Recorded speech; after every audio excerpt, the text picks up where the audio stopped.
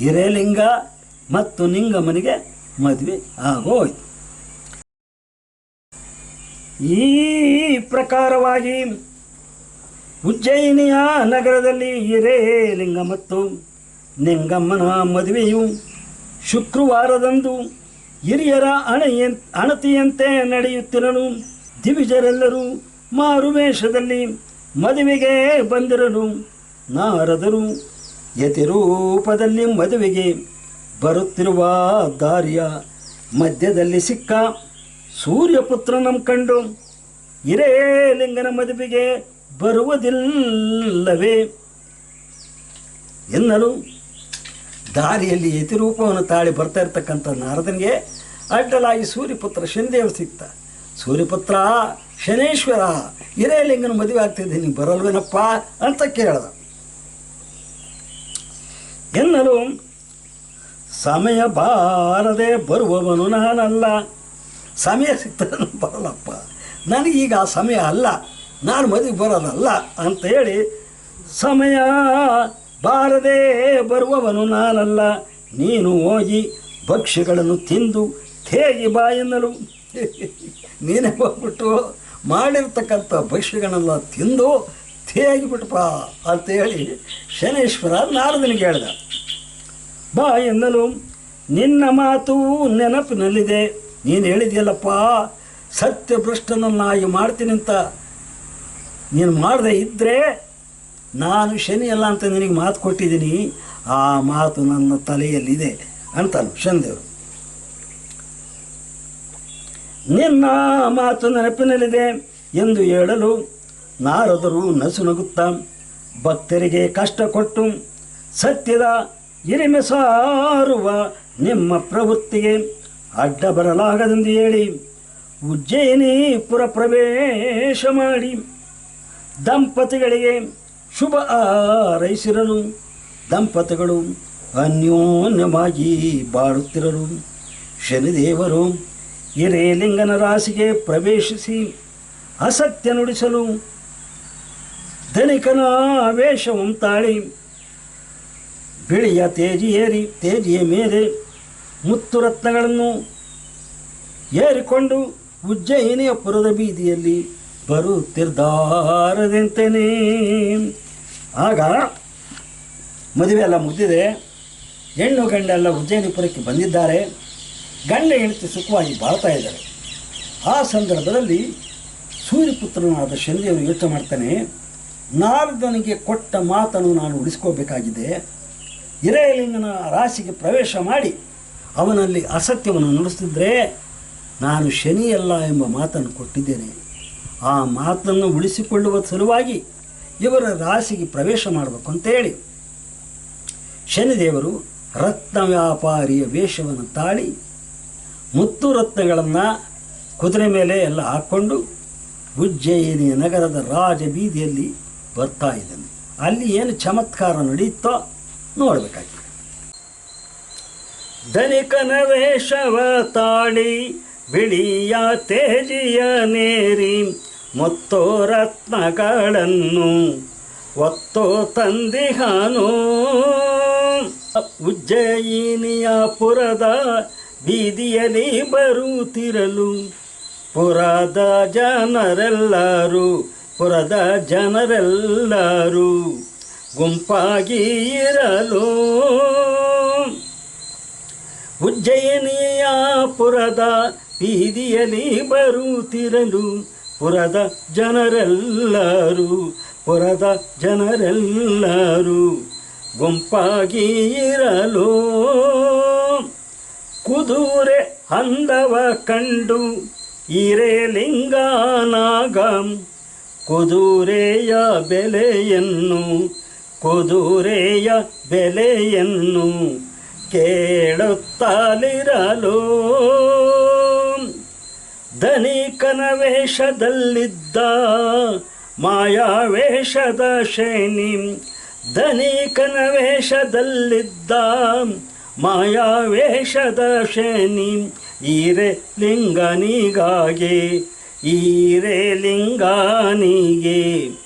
ಪೇಳುತ್ತಲಿರುವ ಬಹು ದೂರದಿಂದಲೇ ದಣಿದು ಬಂದಿರುವೆನು, ಹಸಿವು ಬಾಯಾರಿಕೆಯ ಹಸಿವು ಬಾಯಾರಿಕೆಯ ತಡೆಯಲಾರೇನು. ದಯಾಪಾರನಾಗಿರುವೆ ಶಿವಶರಣ ನೀನಿರುವೆ, ದಯಾಪಾರನಾಗಿರುವೆ ಶಿವಶರಣ ನೆನೆಸಿರುವೆ. ಕರುಣದಿಂದಲೇ ನಮಗೆ ಕರುಣದಿಂದಲೇ ನಮಗೆ ಆಶ್ರಯ ನೀಡಯ್ಯ. ಧನಿಕನ ನುಡಿಯನು ಕೇಳಿ ಧನಿಕನ ನುಡಿಯನು ಕೇಳಿ ಮನ ಮರುಗಿದವನಾಗಿ ತನ್ನಯ ಮನೆಯಲ್ಲಿ ತನ್ನಯ ಮನೆಯಲ್ಲಿ ಆಶ್ರಯ ನೀಡಿದನು. ವಚನ. ಈ ಪ್ರಕಾರವಾಗಿ ಧನಿಕನ ವೇಷದಲ್ಲಿದ್ದ ಶನಿದೇವರು ಅಂದವಾದ ಬಿಳಿಯ ಕುದುರೆಯ ಮೇಲೆ ಮುತ್ತು ರತ್ನ ಹಾಕಿಕೊಂಡು ಉಜ್ಜಯಿನಿಯ ಪುರದ ಬೀದಿಯಲ್ಲಿ ಬರುತ್ತಿರಲು ಊರಿನ ಜನರೆಲ್ಲ ಗುಂಪು ಗುಂಪಾಗಿ ಸೇರಿರಲು ಆ ಸಮಯಕ್ಕೆ ಸರಿಯಾಗಿ ಹಿರೇಲಿಂಗನು ಸಹ ಕುದುರೆಯ ಅಂದವನ್ನು ಕಂಡು ಆಸೆ ಪಟ್ಟವನಾಗಿ ಕುದುರೆ ಬೆಲೆಯನ್ನು ಕೇಳಲು ಧನಿಕನ ವೇಷದಲ್ಲಿದ್ದ ಶನಿದೇವರು ಮನದಲ್ಲೇ ನಸುನಗುತ್ತಾ, ಅಯ್ಯ ಶಿವಶರಣ, ನನ್ನದು ವಿದರ್ಭ ದೇಶ, ಬಹಳ ದೂರದಿಂದ ದಣಿದು ಬಂದಿದ್ದೇನೆ, ಬಾಯಾರಿಕೆ ಹಸಿವು ತಡೆಯಲಾಗುತ್ತಿಲ್ಲ, ತಾವು ಕೃಪೆ ತೋರುವಿರ ಎನ್ನಲು ಅದಕ್ಕೊಪ್ಪಿದ ಹಿರೇಲಿಂಗ ತನ್ನ ಮನೆಗೆ ಕರೆದೊಯ್ದು ಸತಿಯಾದ ನಿಂಗಮ್ಮನಿಗೆ ಅತಿಥಿಗಳು ಬಂದಿದ್ದಾರೆ, ಭೋಜನಕ್ಕೆ ಸಿದ್ಧ ಮಾಡಿರೆಂದು ಹೇಳಿ ತಾನು ಸಂಧ್ಯಾ ವಂದನೆಯ ಮುಗಿಸಿ ತಾಯಿ ತಂದೆಯ ಪಾದ ಪೂಜೆ ಮಾಡಿ ತೀರ್ಥ ಸ್ವೀಕರಿಸಿ ಭೋಜನ ತೀರಿಸಲು ಅತಿಥಿಯ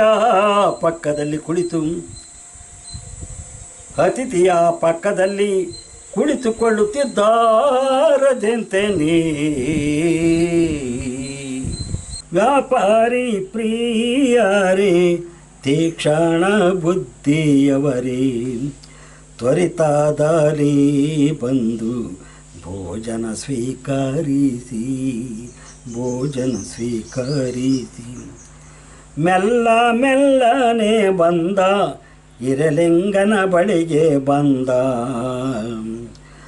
ಮಂದ ಆಸವ ಬೀರಿ ಊಟಕ್ಕೆ ಕುಳಿತಾನೋ ಮಹಸತಿಯು ನಿಂಗಮ್ಮ ಊಟವ ಬಡಿಸಲು ವಿವಿಧ ಭಕ್ಷ್ಯಗಳನ್ನು ಸೇವಿಸಿದರಾಗ ವೀಳ್ಯವ ಮೆಲ್ಲುತ್ತ ಮಾತಿಗೆ ಇಳಿಯುತ್ತ ಕುದುರೆಯ ಬೆಲೆಯನ್ನು ಕೇಳುತ್ತಲಿರುವ ಧನಿಕನ ವೇಷದಲ್ಲಿದ್ದ ಶನಿದೇವ ನುಡಿದನು, ಈ ರಾತ್ರಿ ಕಳೆದರೆ ನಾಳೆ ತಿಳಿಸುವೇನೋ. ಶನಿದೇವರು ಮಾಯಾವೇಷದ ರತ್ನ ವ್ಯಾಪಾರಿಯಾಗಿ ಉಜ್ಜಯಿನ ನಗರದ ಪುರದ ಬೀದಿಯಲ್ಲಿ ಬರ್ತಾ ಇದ್ದ. ಅಂದವಾದ ಕುದುರೆ ಮುತ್ತು ರತ್ನಗಳನ್ನು ಏರ್ಕೊಂಡು ಬರ್ತಾ ಇರೋದನ್ನು ನೋಡಿದಂಥ ಪುರದ ಜನರು ಮುಗಿ ಬೀಳ್ತಾರೆ. ಅಷ್ಟರಲ್ಲಿ ಅರಮನೆಯ ದ್ವಾರದಲ್ಲಿ ನಿಂತಿದ್ದ ಹಿರೇಲಿಂಗ ಇದನ್ನು ನೋಡ್ದ. ಕುದುರೆ ನೋಡಿ ಭಾಳ ಆನಂದಪಟ್ಟ. ಆ ಕುದುರೆ ನಾನು ಯಾಕೆ ತಗೋಬಾರ್ದು, ನಾನು ಯಾಕೆ ಸವಾರಿ ಮಾಡಬಾರ್ದು ಅಂತ ಏನೇ ಮಾಡಿಬಿಟ್ಟ, ಈ ವ್ಯಾಪಾರಿಯನ್ನು ಕರೆದ. ದಣದು ಬಂದಿದ್ದೀರಿ, ದಣವಾರಿಸ್ಕೊಳ್ಳಿ, ನಮ್ಮನೆಯಲ್ಲಿ ಭೋಜನವನ್ನು ಸ್ವೀಕರಿಸಿ ರೆಸ್ಟ್ ತಗೊಳ್ಳಿ ಬನ್ನಿ ಅಂತ ಕರೆದ. ಆಗ ಇದೇ ತಕ್ಕ ಸಮಯ, ರೋಗಿ ಬಯಸಿದ್ದು ಅದೇ, ಡಾಕ್ಟ್ರು ಹೇಳಿದ್ದು ಅದೇ, ನನಗೆ ಬೇಕಾಗಿರೋದು ಹಿರೇಲಿಂಗನ ರಾಸಿಗೆ ಹೋಗ್ಬೇಕಲ್ವ. ಇದು ಸಮಯವೆಂದು ಮಾತಿಗೆ ಒಪ್ಪಿ ಅರಮನೆಗೆ ಬಂದು ಮಾಡಿದಂಥ ಭೋಜನವನ್ನು ಸ್ವೀಕರಿಸಿ ಎಲೆ ಅಡಿಕೆ ಹಾಕಿಕೊಳ್ತಾ ಕೂತಿರ್ಬೇಕಾದ್ರೆ ಮಾತಿಗಿಳಿತಾನೆ. ಯಾವ ರೀತಿ ಮಾತಿಗಿಳಿತಾನೆ?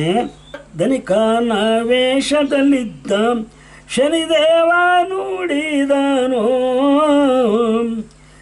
ಈ ರಾತ್ರಿ ಕಾಣದಾರೆ ನಾಳೆ ತಿಳಿಸುವೇನು.